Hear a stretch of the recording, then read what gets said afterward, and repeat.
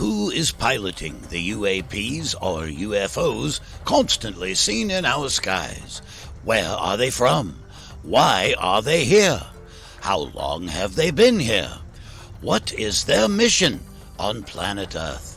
Do they come in peace, or do they have more sinister motives? Join Mad Mark as he uncovers the answers to these questions and many more of the mysteries that puzzle us all on Who Are the Aliens? The history of the Anunnaki on planet Earth. And now, here's Mad Mark.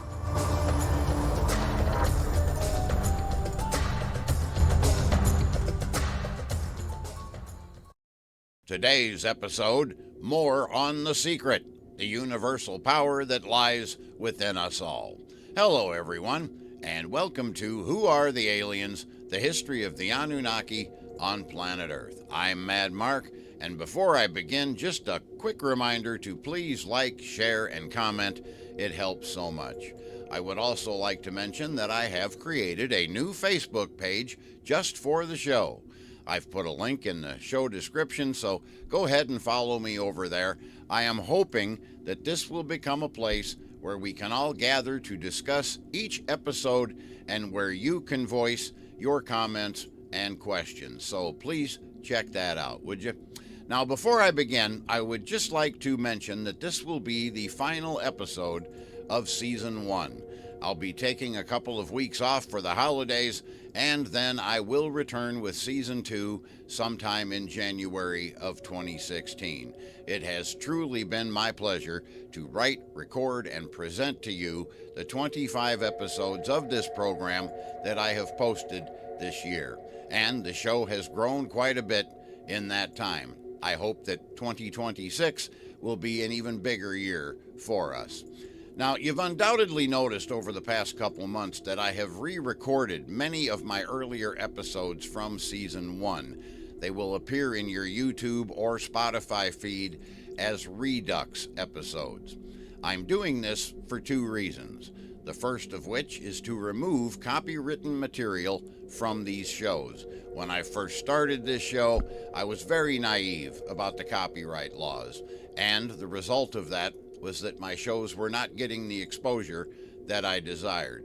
The other reason is, now that I'm utilizing the green screen technology, the shows just look so much better as opposed to the sheets that I used to use as a backdrop on these earlier episodes. So for those two reasons, I have decided to re-record them.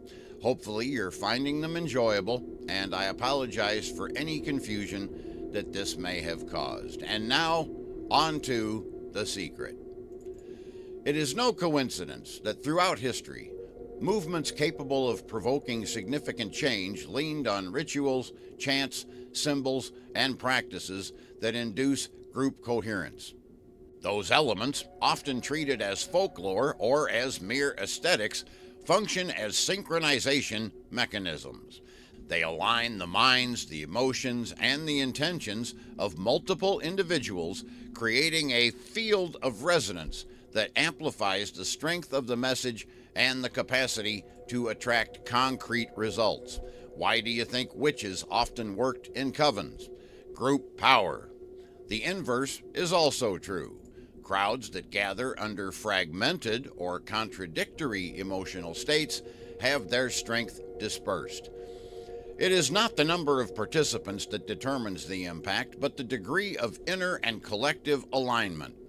A small but coherent group can influence more than a vibrationally disorganized mass. All of this reinforces that perceptions and responses are not mere psychological details. They are the leverage point of the entire system. Changing perception is recalibrating the inner tuner, and that changes the frequency that you emit and receive. Sustaining that new tuning, even when the external environment has not yet changed, is the challenge, and at the same time, the proof that the process is under conscious control. By understanding these main aspects, from media influence to the individual practice of state adjustment to the strength of collective coherence, you can see the full picture. Reality is not imposed from the outside in, but it is modulated from the inside out with precision that is proportional to the degree of alignment. At that point, it becomes inevitable to ask, if it is possible to operate in this way, why do so few people do it? The answer begins to take shape when we examine who holds the knowledge of these laws and how they are applied, often in ways that are contrary to the interests of those who do not know them. When we look at who truly masters the art of shaping frequencies, we find a common trait, the practical understanding that every emotional state is a measurable signal that can be induced and exploited. It is not a coincidence that advertising conglomerates, digital platforms, and power structures employ neuroscientists, behavioral psychologists, and neuromarketing specialists. The mission is not merely to communicate, but to design stimuli that lead millions of people to specific vibrational states of desire, anxiety, and fear. And it is possible to use this power in a negative way, to get other people to believe what you want them to. When we see it being used every day in something as simple as TV commercials. In 1997, the FDA relaxed its rules on television advertising, allowing for more direct-to-consumer type advertising. And now, as a result, we are constantly being bombarded with commercials for prescription drugs.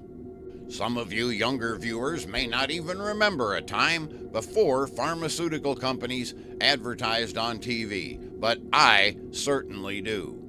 And quite honestly, and I never thought I would ever hear myself say this, but I long for the days when Mr. Whipple was preaching to us to not squeeze the Charmin and Madge was peddling dishwashing liquid. But do you ever stop to ask yourself why these drugs are peddled on TV? What's the truth behind it? I always laugh every time I hear that line, "Ask your doctor about blah, blah, blah." Really?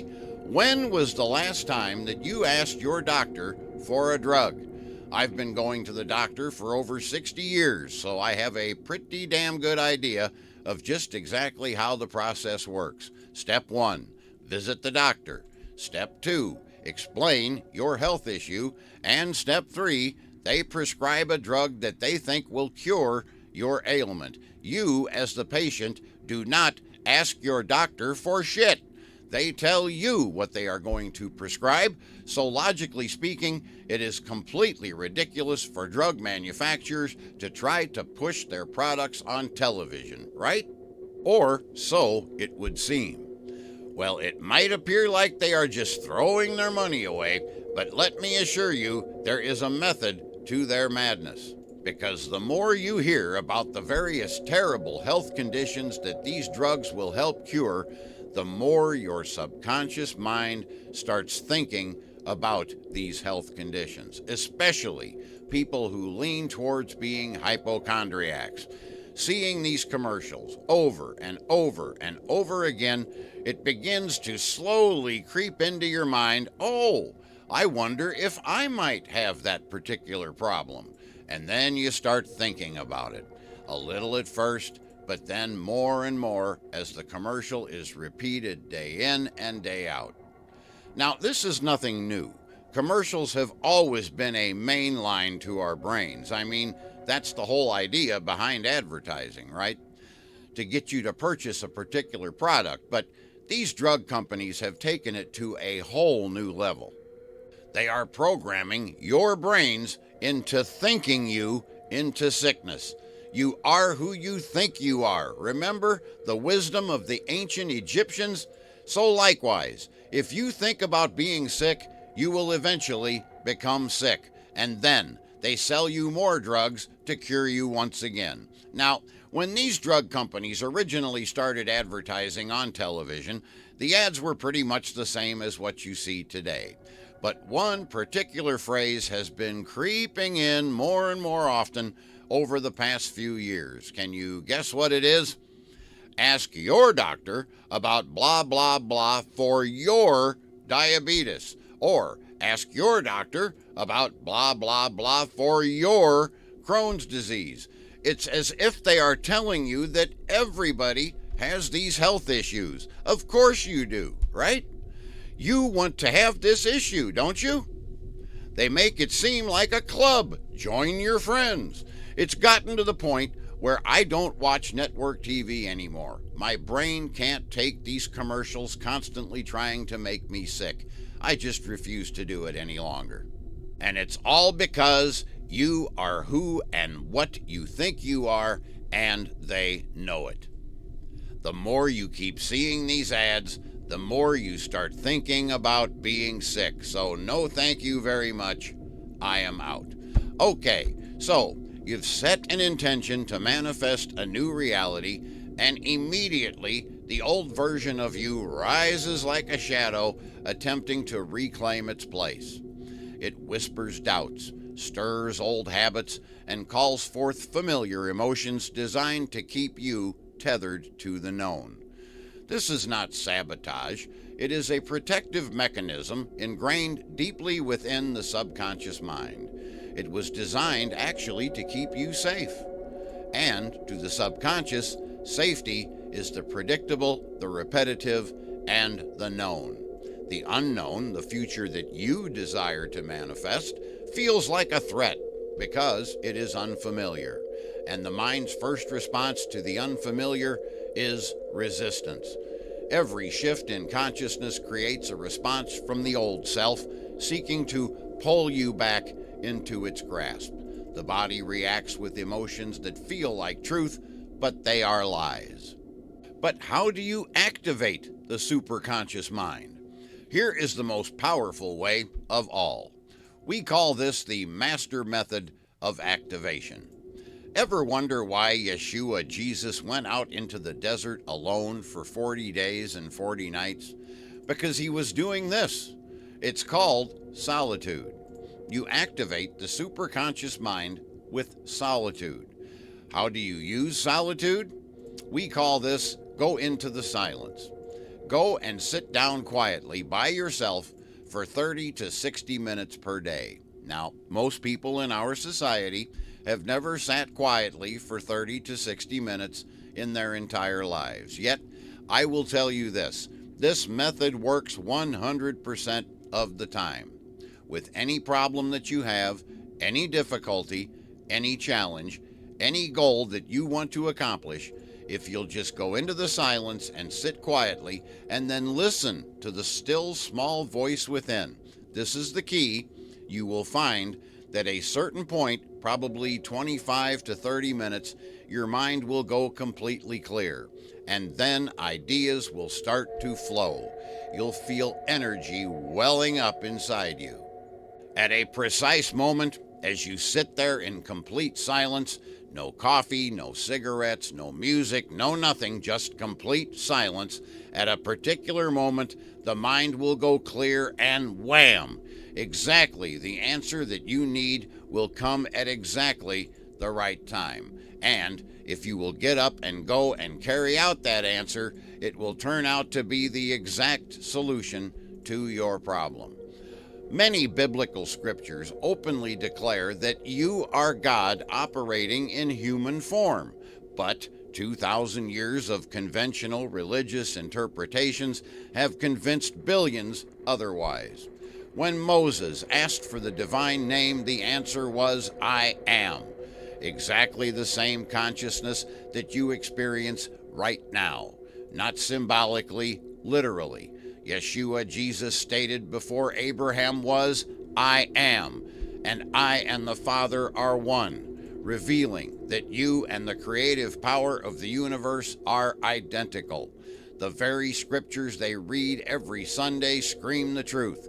The kingdom of heaven is within you. You don't need a connection with God because you are the divine consciousness itself, pretending to be limited. That constant fear of failure that you cultivate, it's shaping your future right now. Do you accept the feeling of scarcity as normal? It's programming your bank account.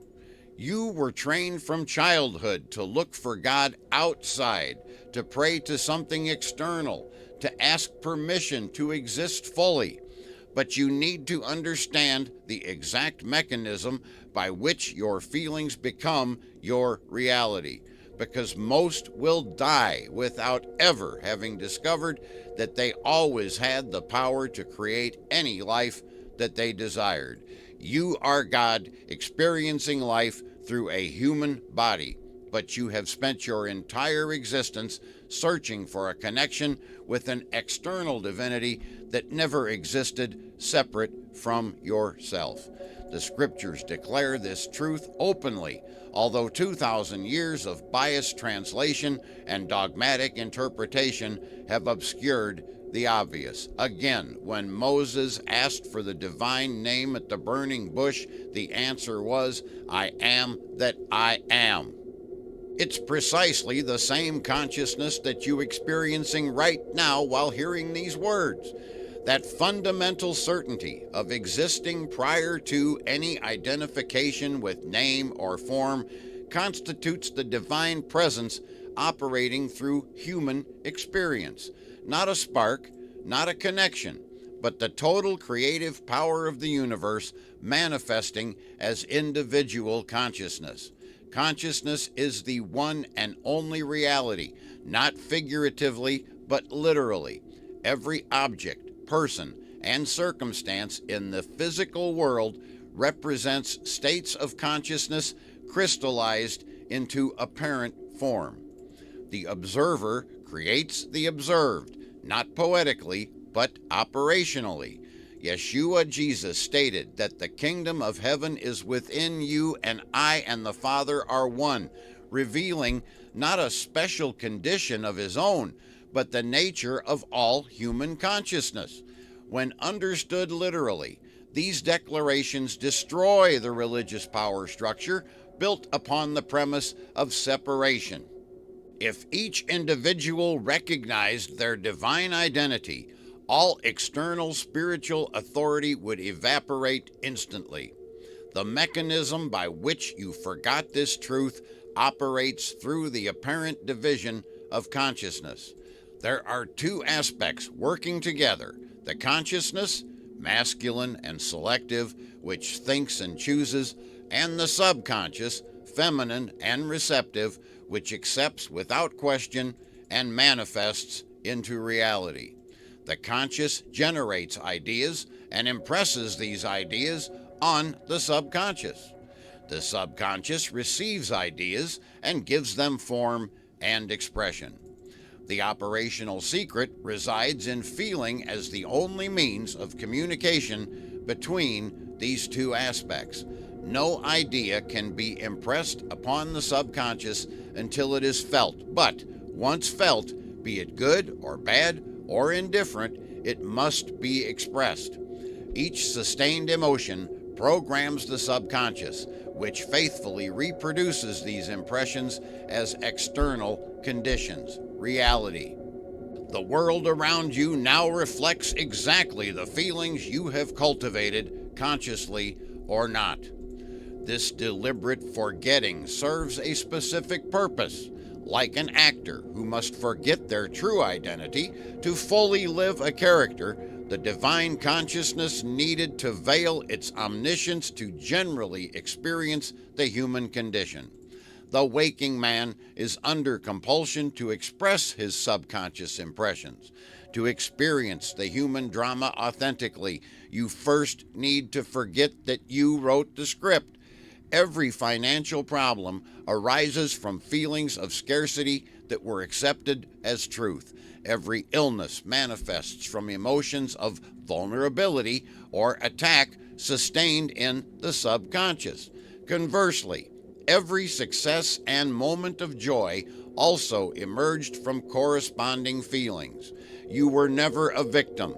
You were always the creator operating through a mechanism that no one ever taught you how to use consciously. While millions pray to an external God, they are literally talking to themselves without even knowing it.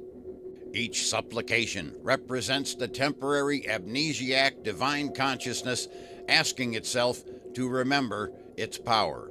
Each spiritual search is God looking for God, the infinite pretending to be finite, to experience the process of rediscovery. Your deepest desires are not whims of a limited ego, but impulses of the universal creative power seeking to express itself through your unique perspective. Each genuine ambition represents God desiring to experience more of Himself through your specific focal point of consciousness. Awakening to this truth doesn't mean escaping the human experience, but participating in it consciously. When the divine amnesia begins to dissipate, you don't abandon the game. You finally begin to play it with knowledge of the rules. The question then becomes, how did this divine consciousness voluntarily descend into human limitation? And what is the greater purpose of this elaborate journey of forgetting and remembering? The divine name revealed to Moses establishes the foundation of all genuine spiritual understanding. I am that I am doesn't represent an external entity introducing itself, but consciousness recognizing itself through Moses' human form. Every time you pronounce I am, followed by any qualification, I am tired, I am prosperous, I am sick, I am happy, you invoke the same creative power that spoke from the midst of that burning bush. The difference lies only in what you attach to this fundamental declaration of existence. The sacred words of the scriptures all converge on this same inner reality. The universe brings into existence precisely what your consciousness does continually. Lord means the one who has dominion, and you have complete dominion over your experience through your feelings. Christ, from the Greek Christos, means the anointed one, the consciousness awakened to its creative power. Translating beyond the symbolism, when human consciousness recognizes its Christ identity, its anointed creative power, this perception comes from within, from the deepest dimension of being, not from some external teachings. The consciousness is male, the subconscious is female. Paul referred to this when he wrote, "He who loves his wife loves himself, and the two shall become one flesh." This is simply the mystery of consciousness. This union between the aspects of consciousness appears poetically in the Song of Songs.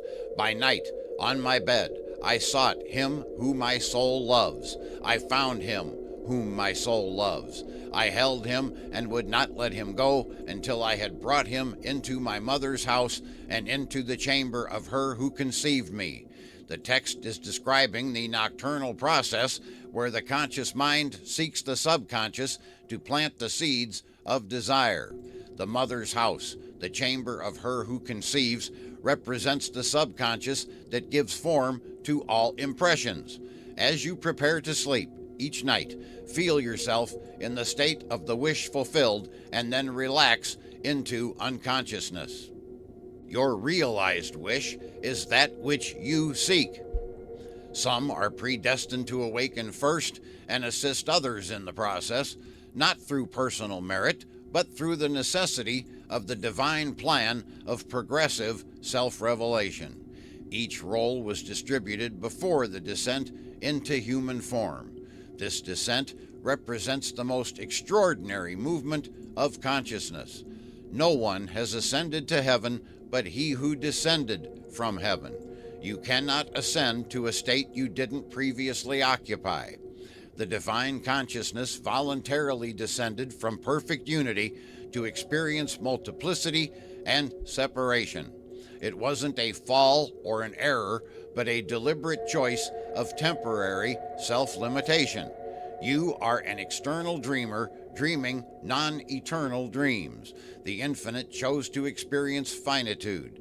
The immortal chose to taste morality. And the omniscient chose to know ignorance. Through this journey, consciousness acquires something impossible in its original state of perfection, the genuine experience of overcoming, discovery, and transformation.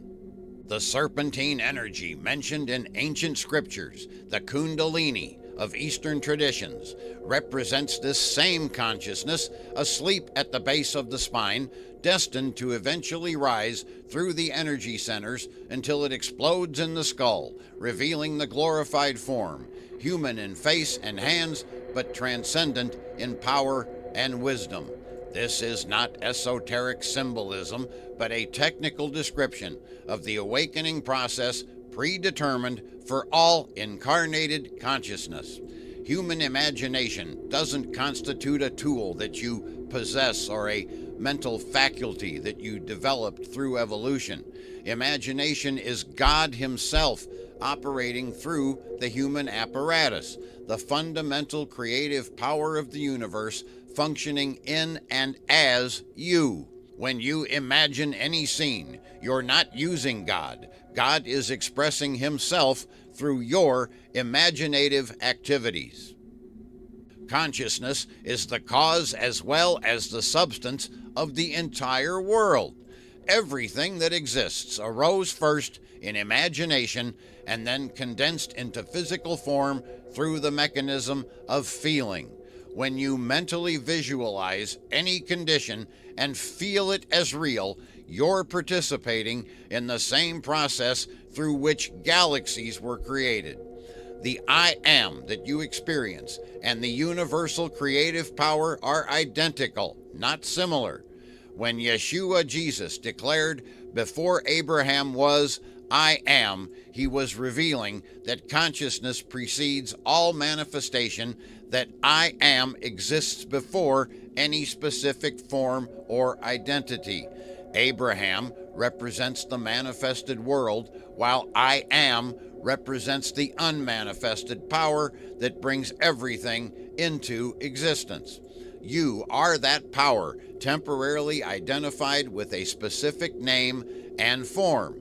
The creative process begins with an idea, and its cycle runs its course as a feeling and ends in a volition to act. But there's a crucial distinction here. It's not the intellectual idea that creates, but the feeling that that idea generates within you. Therefore, the man who does not control his feelings may easily impress the subconscious with undesirable states. The subconscious doesn't distinguish between what society considers real or imaginary. To it, what you feel deeply is an absolute fact that must be expressed in the physical world. The subconscious is not concerned with the truth or falsity of your feelings. It always accepts as true that which you feel to be true. You're not trying to reach God or develop divine powers.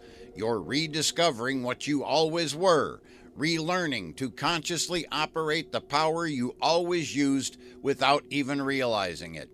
Every spiritual technique, every meditative practice, every religious ritual functions only as a different method to help consciousness remember how to assume the desired state through the feeling of its fulfillment.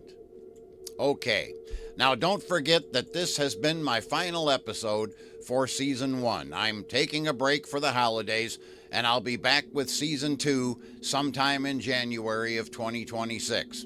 At that time, we will begin discussing Zecharia Sitchin's 10th book, The Lost Book of Enki. So until then, enjoy my Redux episodes, have a great holiday, and I'll see you all again real soon. And that is where I will leave you for this episode. You have quite a lot to digest there, and we have so much more to cover and learn. I'm Mad Mark, and I sincerely hope that you've enjoyed this episode. Please like, share, and comment. It helps so much. And please tell your friends. I can't stress that enough, how much that helps. Spread the word about this show. If you have any questions regarding the content discussed on this program, just message me through madmarktv.com or on any of my social media platforms. Who Are the Aliens? The History of the Anunnaki on Planet Earth is written and produced by me, Mad Mark. Today we have taken another step in our ongoing journey to discover the truth. I promise you that things will get more and more interesting the further we delve into this topic of who are the aliens, the history of the Anunnaki on planet Earth. Bye for now.